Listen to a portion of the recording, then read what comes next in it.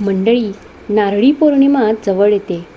आपल्या कोळी बांधवांचा हा जिगरी सण समुद्राला नारळ अर्पण करून आणि घराघरात नारळी भात करून सेलिब्रेट केला जातो. तर नारळी भात हा इतका पौष्टिक असतो ना की महिन्यातून कमीत कमी 3 ते 4 वेळा हा आपल्या घरात लहानांपासून मोठ्यांपर्यंत जेवणात नाश्त्यात दिलाच गेला पाहिजे.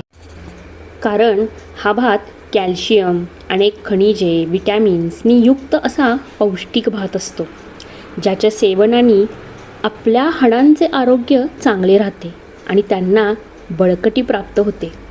घरात जर लेकरं बाळं असतील तर हा पदार्थ हमखास बनवला गेलाच पाहिजे, कारण त्यांच्या वाढीसाठी हा सर्वात उत्तम आणि पौष्टिक असा भात आहे. भारतीय सणवार किती पद्धतशीर आणि आपल्या आरोग्याचा विचार करून मांडले गेले आहेत याची प्रचिती मात्र आपल्याला येऊन जाते. कारण नारळी भात करताना आपण गूळ, सुकामेवा आणि मसाले टाकतो, जे आपल्या शरीराला खूप लाभदायक असतात. गुळाने आपल्या शरीराला कॅल्शियम मिळते, ज्याने हाडांना बळकटी येते. सुकामेवानी ताकद येते आणि खडा मसाला, ज्यात वेलची, लवंग, दालचिनी असते, त्याने प्रतिकार शक्ती वाढते.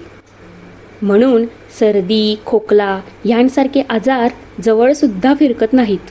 चला तर मग पाहूयात माझ्या पद्धतीचा इन्स्टंटवाला नारळी भात, जो कोणीही, कधीही आणि अगदी कुठेही उत्तमरित्या बनवू शकेल.